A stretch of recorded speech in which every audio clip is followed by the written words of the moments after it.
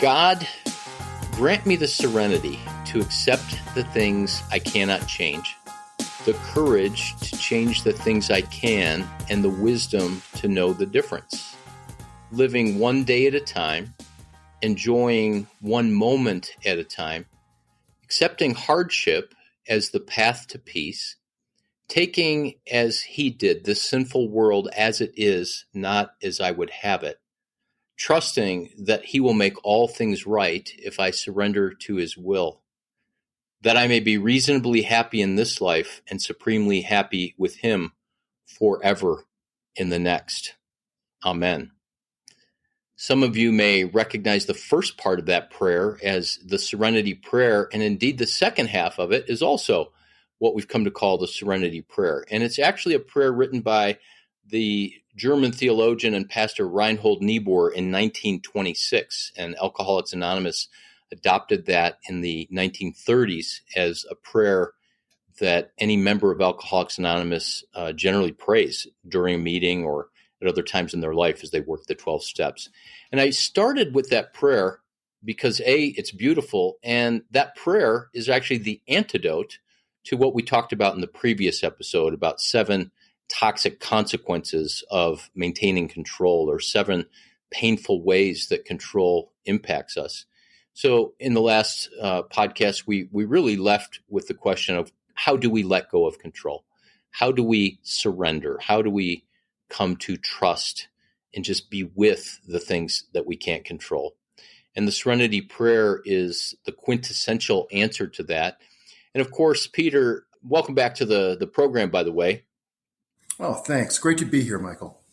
You know, the Apostle Paul spoke about in the book of Philippians how he could be content in all circumstances. And I've come to see that, if I was to paraphrase him, I can be content even when the outcomes that I would like to see happen don't happen. He wrote that while he was in a Roman prison. I can be content even when I'm not out being an apostle or making tents. I can be content even when I'm shipwrecked or flogged or beaten. And then we know that Jesus talked about, don't worry about tomorrow. Today has enough matters of its own. And paraphrase, don't worry about the things that you can't control, and you can't control tomorrow, because today you should just focus on the things that you can control and the things that are happening right here and now. So this is a really biblical, Jesus-oriented concept in terms of the healing, the antidote, and the freedom.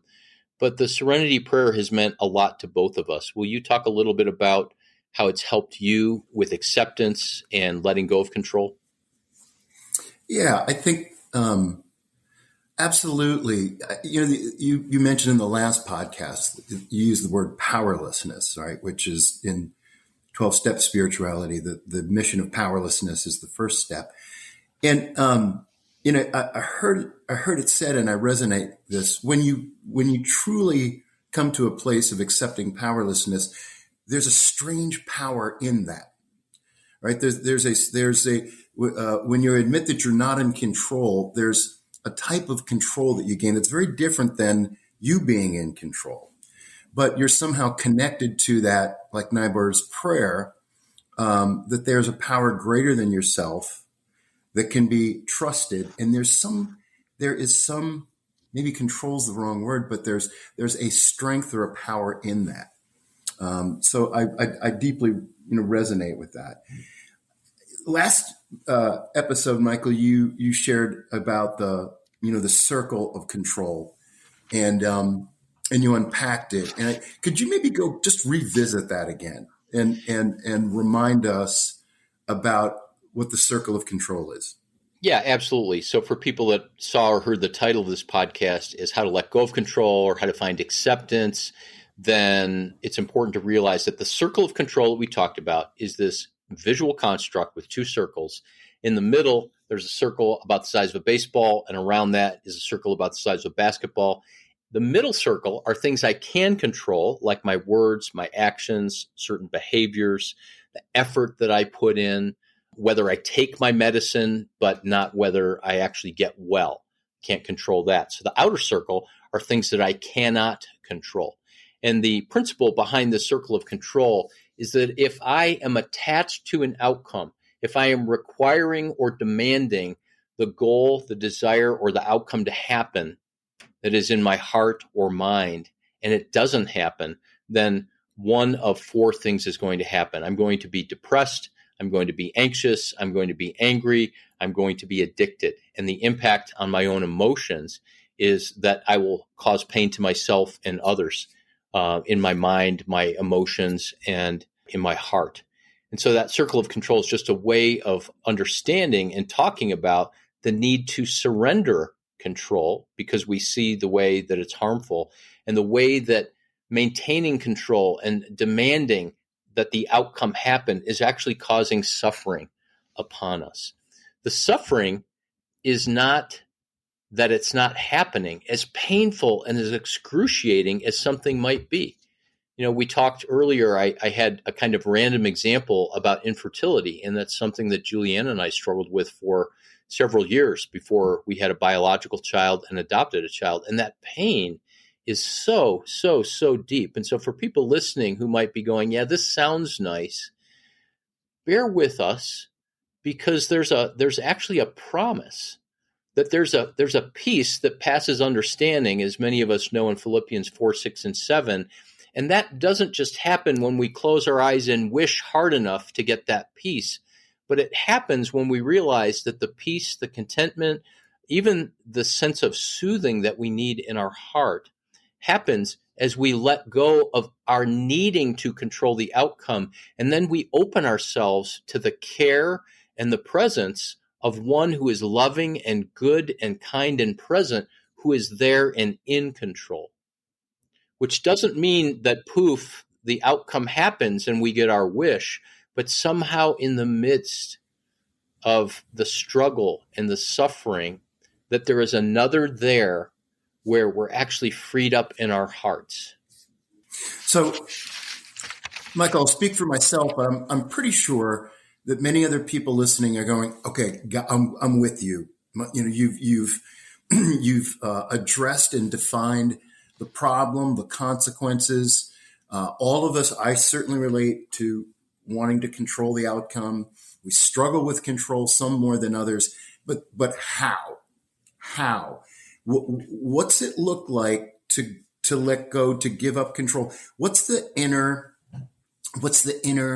dialogue? What's the inner work of how to do this?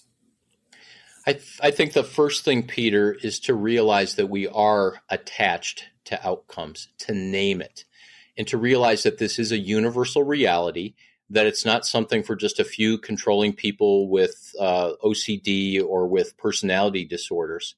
And you know, there are two lies in the book of Genesis and the story in the Garden of Eden, and one of them is that you can't trust God. Did he really say?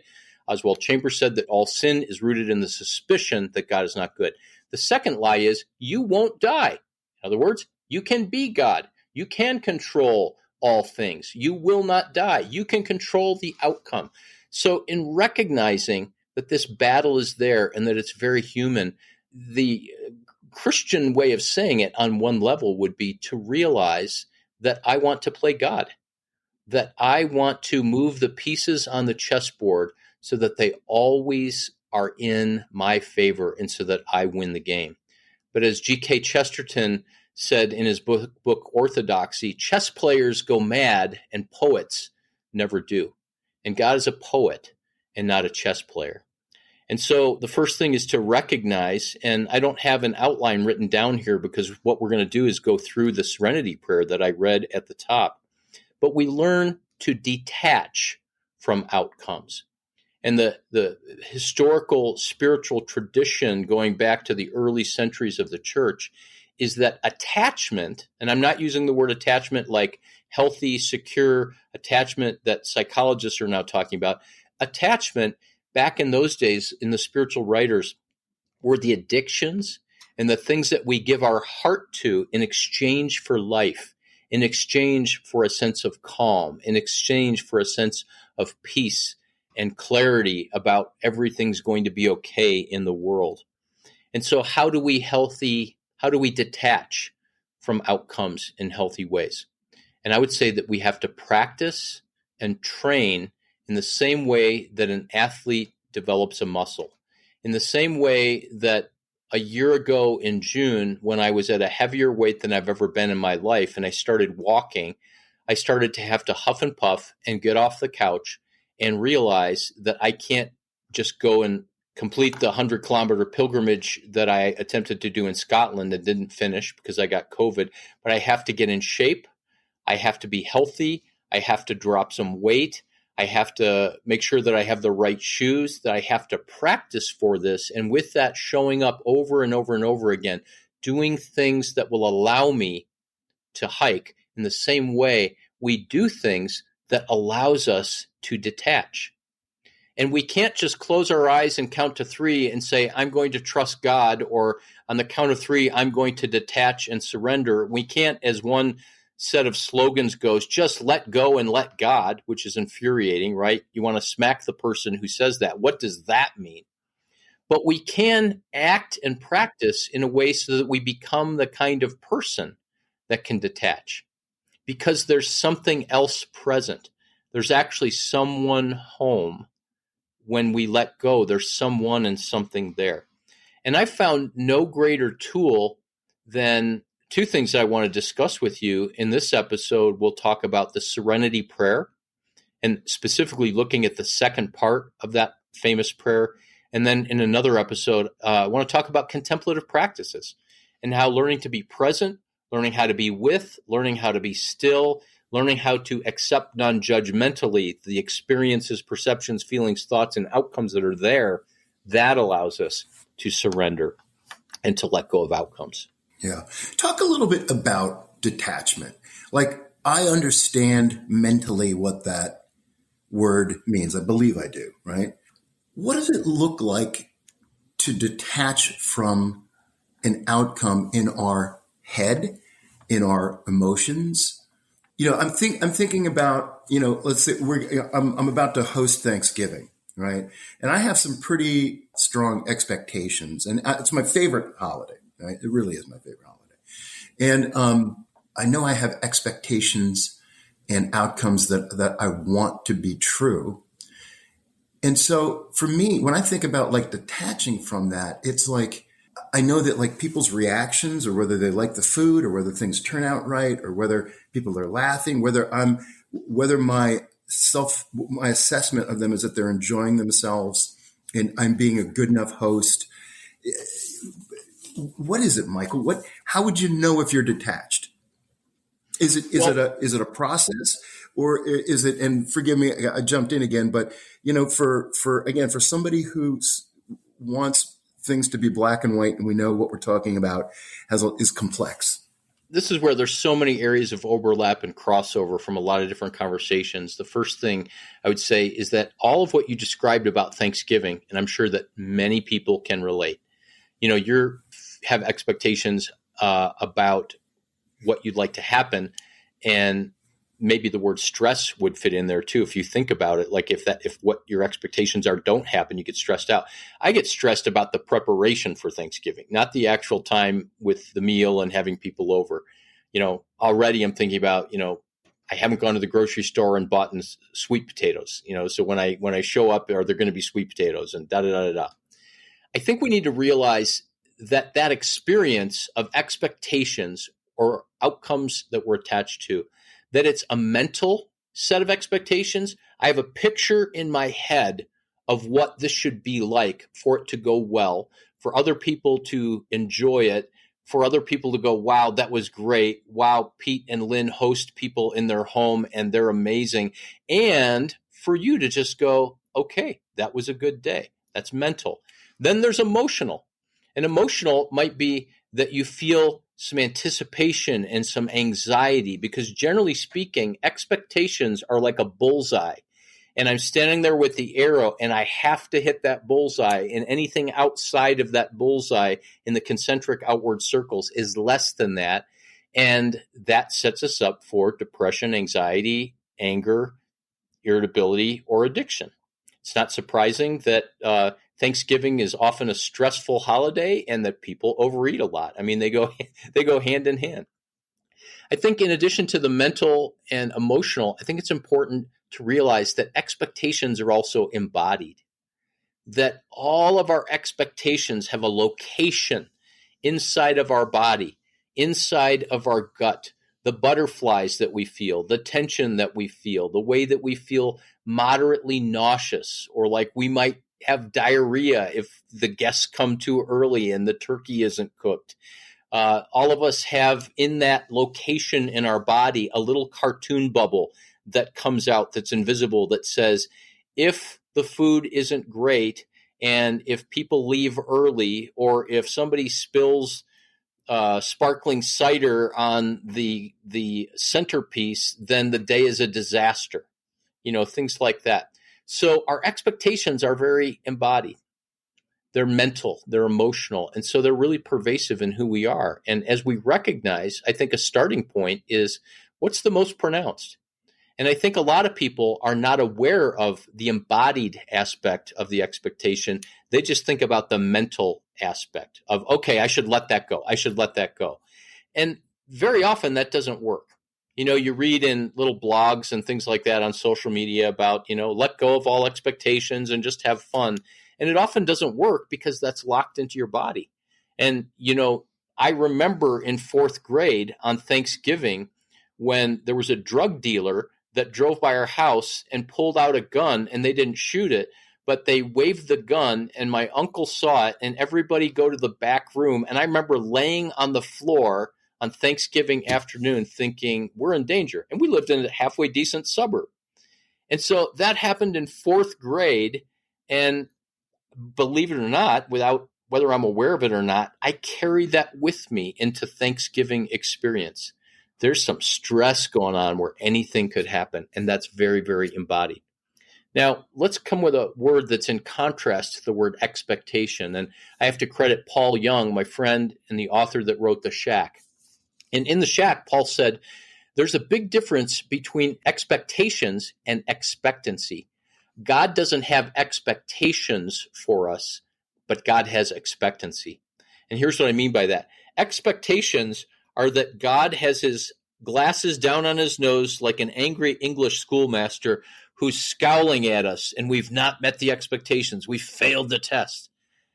Expectancy is that God leans in and his eyes are sparkling and he's smiling and he's rubbing his hands together with expectancy, saying, I can't wait to be together with everyone, and let's see what happens during the day. Maybe sparkling wine will be spilled on the table, and maybe people will squirt whipped cream all over each other's faces, and maybe somebody will put a pie in someone else's face, and who knows what kind of merriment and laughter could break out, and who knows what kind of tears could happen when people go around and say, what am I thankful for? And that grandma died peacefully last year and didn't go through another 2 years of cancer and in pain. Laughter, tears, in other words, everything belongs, as the book title by Richard Rohr suggests. And if we first realize that expectations are not rooted in a wrong desire, but they're rooted in the attachment to the outcome that everything on Thanksgiving has to be a certain way. And then we realize that we can bring those expectations and hope and look at possibility. And this requires that we be grounded in our bodies. Because if we're not grounded and if our bodies are activated or anxious or angry, then we're going to be not in our right brain, but in our left brain. And our left brain will get locked into things have to be this way. And Ian McGilchrist says that the left brain is about certainty, what must be true. And the right brain is about possibility. And so the right brain and the left brain working in harmony open up possibility for you could be aware of your tendencies and your expectations and breathe and get grounded and try to get calm and do whatever spiritual practices are there, like we'll talk about in the next episode of contemplation and centering prayer. And you could go into that day with joy versus stress and versus anxiety and tension. And we all know a holiday where people are snapping at each other because our expectations are not being met. Thank you. There was a time in my life where I could only know what I was thinking. I couldn't tell you what I was feeling. I really struggled. I've grown in that area, but when you talk about embodying, your fear or your stress or your anger. That's kind of new ground for me, but boy, is it true. So I'm just grateful that you spoke about that. Michael, let's talk about 12-step spirituality, your own work in the steps, and how have the 12 steps informed your practice of being able to identify, control, learning to let go, words like acceptance and surrender? Yeah, thank you for asking. This has been just a beautiful and powerful part of my life, as you well know, as we've both been in a recovery journey, and the material and the truth and the steps and the fellowship of 12-step programs it's been literally transformational for me in the last year of my life. So let me take the Serenity Prayer in general. The Serenity Prayer is a tool that allows me to daily integrate and be conscious of the truths of the 12 steps. And so if we're talking about letting go of control, the first step in Alcoholics Anonymous or Overeaters Anonymous or Sex Addicts Anonymous or Gamblers Anonymous or Cocaine Anonymous or, forgive my language, Asshole Anonymous, I'm just a jerk and I need help, not being that way. And frankly, the 12 steps are for everyone. The first step is I admitted that I was powerless over blank and that my life became unmanageable. So in my case, a year ago, November 1st, 2022, I prayed a prayer with someone and I said, God, I admit that I am powerless over food and my cravings and that my life has become unmanageable. Second step, why don't you go ahead and say it? Came to believe that a power greater than ourselves could restore us to sanity. Totally biblical prayer. Came to believe that a power greater than ourselves could restore us to sanity. Psalm 23, verse 3, he restores my soul, body, mind, emotions, will, and spirit, and he guides me on a path of things being the way they ought to be. There's a path for things to become the way that they ought to be, and God calls that in the scriptures restoration. So I came to believe that God, and for the Christian, we believe that God looks like Jesus and Jesus looks like God. I came to believe that Jesus could and would restore me to sanity. And that word sanity in the Latin means wholeness. So the second step of AA is I came to believe that Jesus could make me whole. But first, back up to step one, I had to admit that I'm powerless and that when I operate with food and overeat compulsively and medicate with food, that I am clogging the drain or the pipe that goes back and forth between God and I, where his love to flow into me and my gratitude and joy and love to flow back to him and others. That pipe gets clogged when I am addicted or attached to certain outcomes. And so step one allows me to acknowledge that there is a power greater than me, that I don't have to be all powerful, that I don't have to be God. There is this God who says, I'm available, I'm accessible, and I will make you whole. And then the third step is that I gave myself over to the care and the will of God as I understood God. So in the 12 steps, it's secular. You can make God whatever you want it to be, however you define your higher power. But for those of us that are Christians, that we offer ourselves, that we surrender, that we entrust ourselves, that we give ourselves to God and to his care and to his will. Now, that's the long answer to the question of how in the world do we actually detach? How in the world do we let go of control? And Peter, I've shared this with you and you've shared with me a similar kind of thing. And I guess I'm going public with this, but I've started, because you've encouraged me to do this, a morning prayer routine where I basically created my own prayer where I take those big ideas from the 12 steps about surrender. And this helps me to detach from outcomes and to begin to surrender the control that I have around my struggles. So every morning I pray this, among other things. Merciful Father, I admit that I am powerless right now over food, fantasy, fear, anxiety, irritability, resentment, isolation, lying, judging, people-pleasing, procrastination, avoidance, insecurity, parentheses, my threatened ego, self-sufficiency, and coveting. As a result of my brokenness and my character defenses, my life becomes unmanageable. And I'll often just pause and I'll say, okay, God, right now as I pray, and I did this morning, I looked at that list and now it's in my head. Okay, I haven't acted out with food in a year. And so going through this list, let's see, judging others. Okay. Right now, God, I'm judging the people that are in my building who have been causing me frustration lately because there's a problem in my building where our office is that's not being taken care of. And I do not love them. I do not like them. And I'm judging that they are incompetent and they are uncaring and they're money-grubbing, greedy slumlords. That's all in my head. And I can wake up in the morning and the first thought in my mind is what an SOB that person is. And I'm called to bless them and I'm called to love my enemy. And so I'll pray through this. The control is I want to control the outcome by having this contempt and this anger for this person. And when I pray this and say, God, I admit that I'm powerless over this judging and this contempt, I'm pausing here.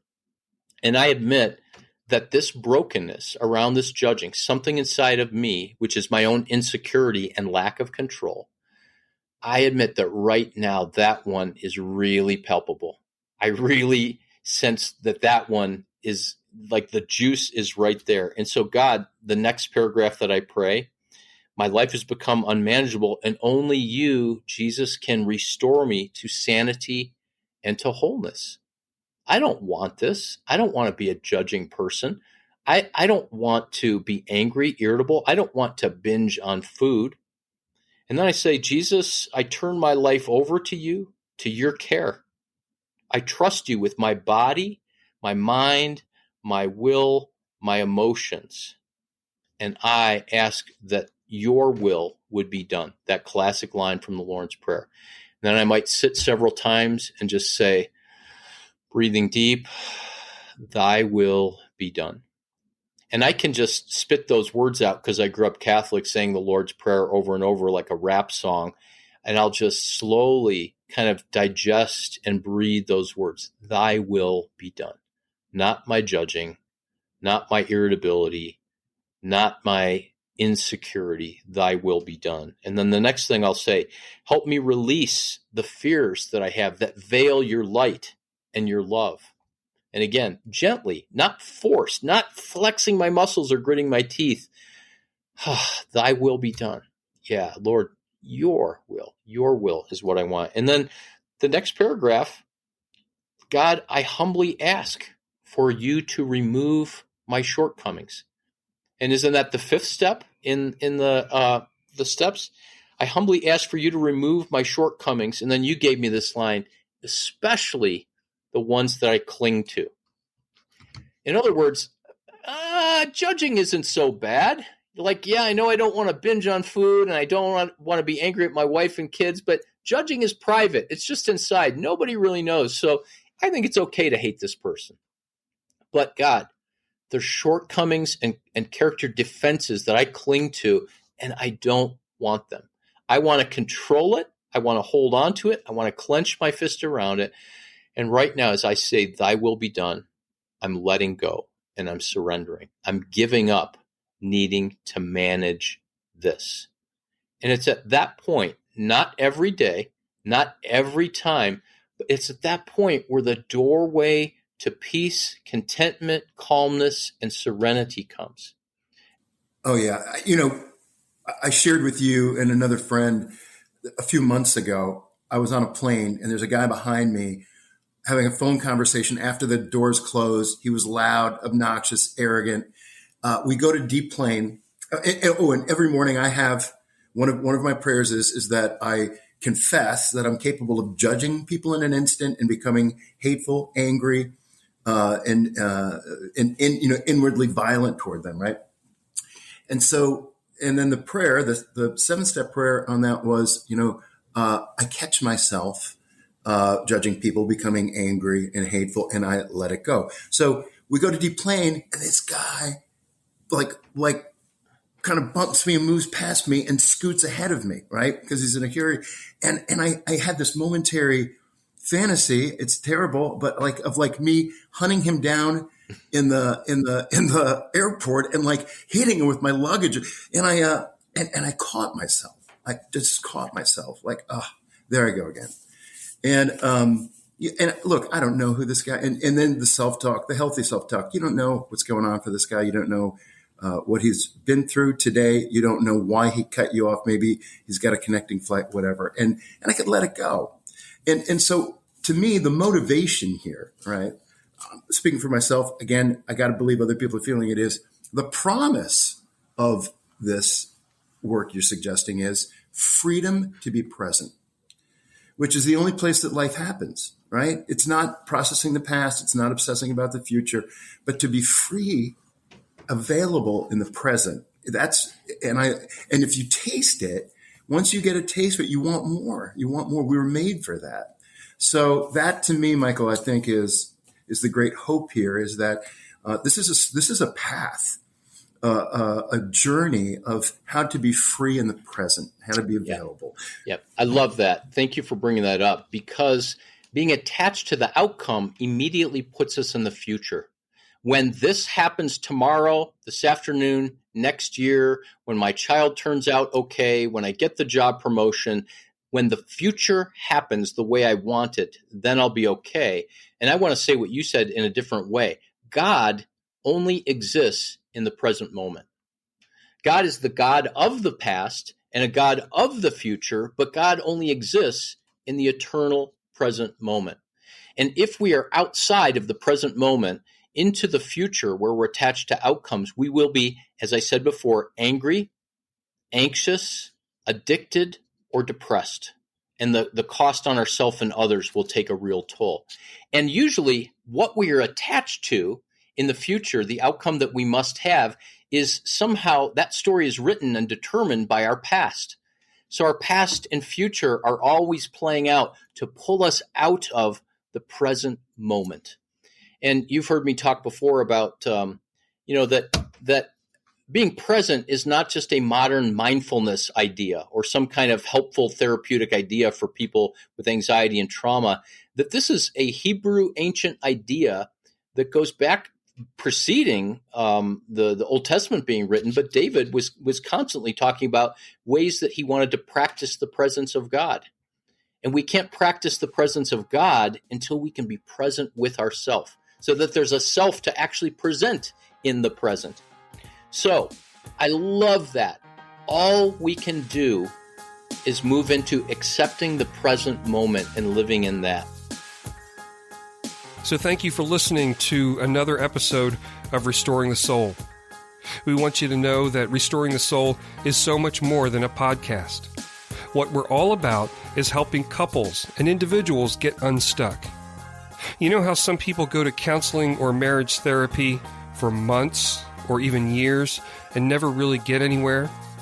Our intensive programs help clients get unstuck in as little as 2 weeks. To learn more, visit restoringthesoul.com. That's restoringthesoul.com.